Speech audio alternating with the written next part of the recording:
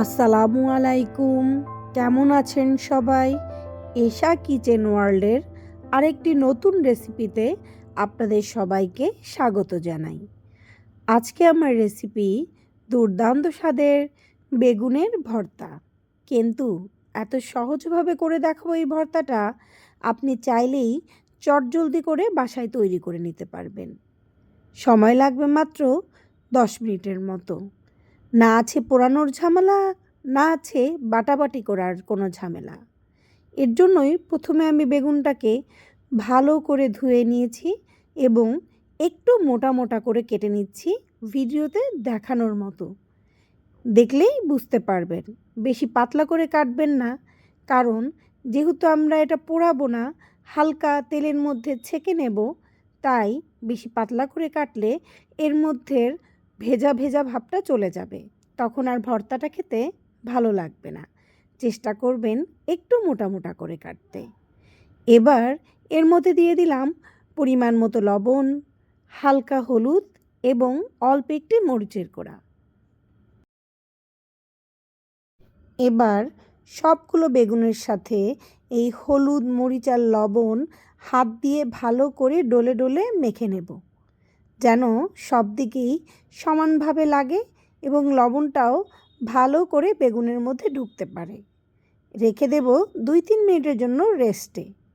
এই ফাঁকে একটা ফ্রাই প্যানে আমি অল্প সরিষার তেল দিয়ে তার মধ্যে শুকনো মরিচগুলো লালচে করে ভেজে নেব। শুকনো মরিচ ভাজার সময় কখনোই বোটা ফেলবেন না, এতে করে ছিটে আপনার গায়ে আসতে পারে।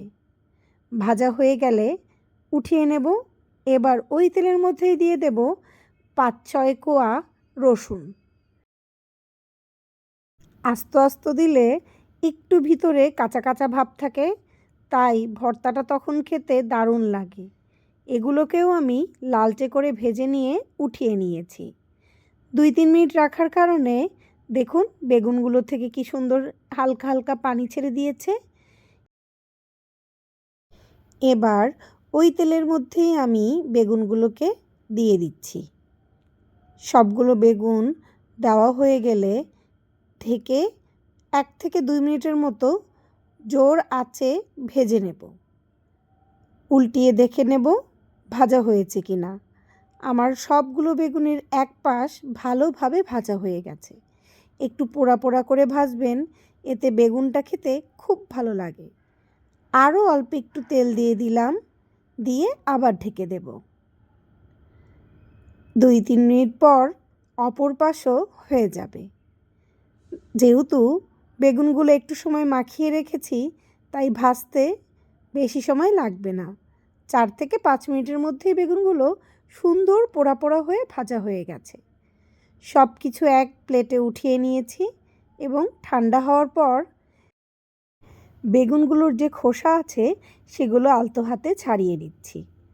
আপনি চাইলে নাও ছাড়াতে পারেন, এগুলো খেতেও খুব একটা বেশি খারাপ লাগে না। আমার বাসার মানুষজন পছন্দ করে না, এর জন্য আমি ছাড়িয়ে নিচ্ছি। ছাড়িয়ে নেওয়া হয়ে গেছে। এবার ভর্তা মাখানোর পালা। যতই মরিচ দেন না কেন, ভর্তাতে শুকনা মরিচ না দিলে কোনো ভর্তারই মনে হয় স্বাদ আসে না। এই শুকনা মরিচের ফ্লেভার দারুণ একটা ঘ্রাণ অ্যাড করে, যে কারণে ভর্তা খেতে আরও ভালো লাগে। রসুন এবং শুকনা মরিচগুলো ভালো করে মেখে নিলাম।